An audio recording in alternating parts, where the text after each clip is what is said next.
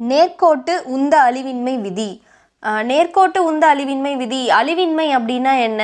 அழிஞ்சு போகாமல் இருக்கிறது, மாறாமல் இருக்கிறது. இப்போது உந்தத்தில் மாற்றம் நடக்காமல் இருக்கிறது. அந்த விதியை பற்றி தான் நாம் இப்போ பார்க்க போகிறோம். புறவிசை ஏதும் தாக்காத வரையில் ஒரு பொருள் அல்லது ஒரு அமைப்பின் மீது செயல்படும் மொத்த நேர்கோட்டு உந்தம் மாறாமல் இருக்கும்.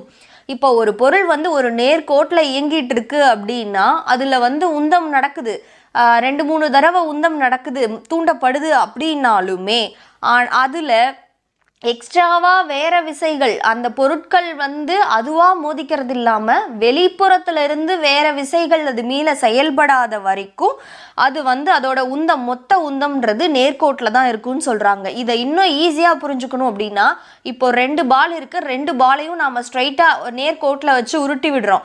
மொதல் பாலை வேகமாகவும் 2வதாக இருக்கிற பாலை ஸ்லோவாகவும் உருட்டி விடும்போது இந்த மொதல் பால் என்ன பண்ணும்? போய் 2வது பால் மேலே இடிக்கும்.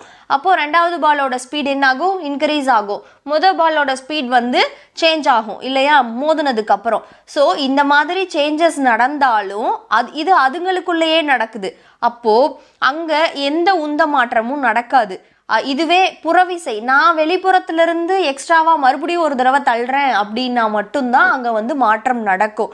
ஸோ என்ன சொல்ல வராங்கன்னா, புறவிசை எதுவும் தாக்காத வரைக்கும் ஒரு பொருள் அல்லது அமைப்பின் மீது செயல்படும் மொத்த நேர்கோட்டு உந்தம் மாறிலியாக இருக்கும், மாறாமல் இருக்கும். அது அதே மாதிரியே தான் இருக்கும், மாறாமல் இருக்கும் அப்படின்னு சொல்கிறாங்க. நேர்கோட்டு உந்த அழிவின்மை விதியினை கீழ்கண்ட ஒரு எடுத்துக்காட்டுகள் மூலம் நிரூபிக்கலாம். இப்போ உங்களுக்கு ஒரு எக்ஸாம்பிள் கொடுத்துருக்காங்க, அவங்களே இதை எப்படி அண்டர்ஸ்டாண்ட் பண்ணிக்கிறது அப்படின்னு சொல்லிட்டு அது பார்க்கலாம்.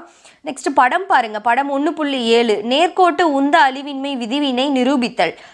இந்த உந்த அழிவின்மை விதியை நிரூபிக்கிறதுக்கான வரைபடம் இருக்குது. இதில் 2 பால் எடுத்திருக்காங்க, ஏ பி அப்படின்னு சொல்லிட்டு 2 பால் வச்சுருக்காங்க.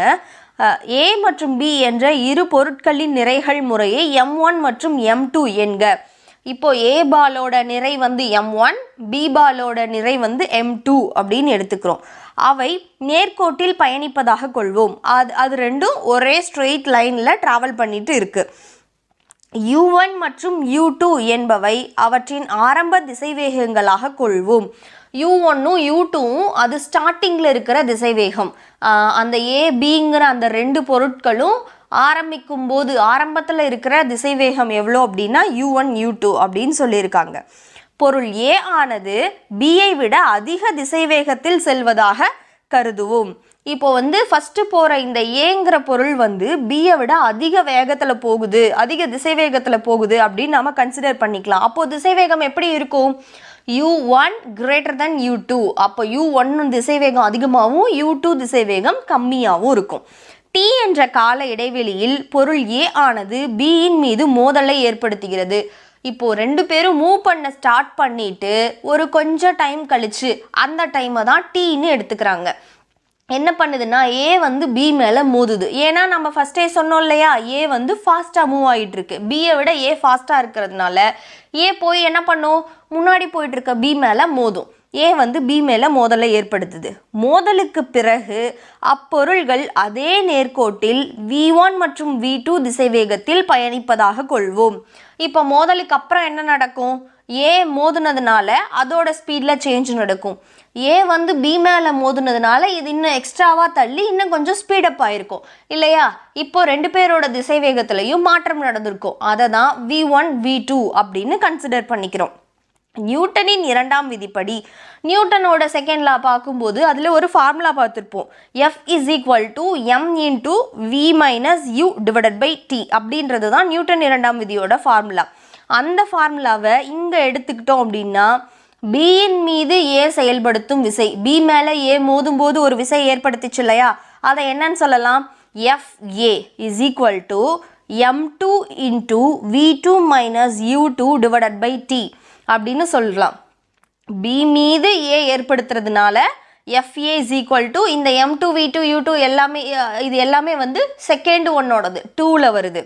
அதே போல் ஏயின் மீது பி செயல்படுத்தும் விசை, இப்போ இது போய் மோதினதுனால பி ஒரு எதிர் விசையை ஒன்று கொடுத்துருக்கும் இல்லையா நியூட்டனின் 3rd லா படி.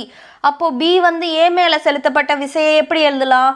FB = m1 × v1 - u1 / t அப்படின்னு சொல்லிட்டு எழுதலாம்.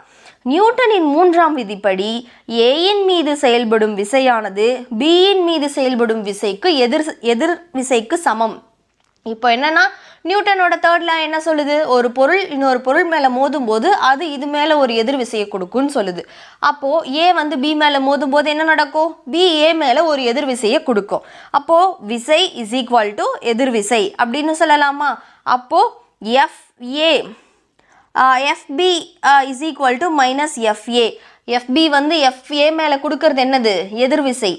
அப்போது FP is equal to minus FA அப்படின்னு வச்சுக்கலாம். இப்போ நம்ம முன்னாடி ஃபார்முலா எழுதணும் இல்லைங்களா, எஃப்பியோட ஃபார்முலா எழுதியிருக்கோம் m1 × v1 minus u1 divided by tன்னு.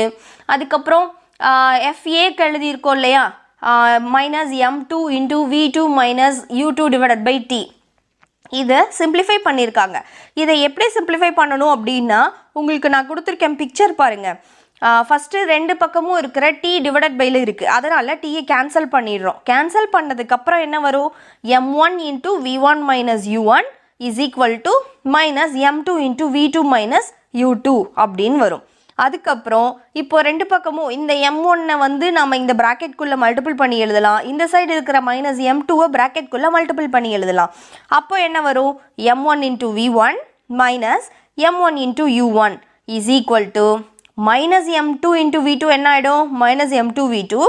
அப்புறம் மைனஸும் சேர்ந்து ப்ளஸ் ஆகி ப்ளஸ் m2 u2 அப்படின்னு சொல்லிட்டு வந்துடும். இப்போது m1 v1 இங்கேயே வச்சுட்டு இந்த சைடு நெகட்டிவில் இருக்கிற ரைட் சைடு நெகட்டிவில் இருக்கிற m2 v2 இந்த சைடு எடுத்துகிட்டு வரும்போது லெஃப்ட் சைடு கொண்டு வரும்போது பாசிட்டிவ்க்கு வந்துடும். அதே மாதிரி இந்த பக்கம் m1 u1 நெகட்டிவில் இருக்கிறத ரைட் சைடு கொண்டு போகும்போது பாசிட்டிவில் மாறிடும். அப்போ ஃபார்முலா நமக்கு என்ன கிடைக்கும், m1 v1 plus m2 v2 is equal to m1 u1 plus m2 u2 அப்படின்னு சொல்லிட்டு கிடைக்கும். அதாவது என்ன சொல்லியிருக்காங்க, இதில் மோதலுக்கு அப்புறம் இருக்கிற திசைவேகமும் மோதலுக்கு முன்னாடி இருக்கிற திசைவேகமும் ஈக்குவலாக இருக்குன்றது தான் இந்த சமன்பாடு.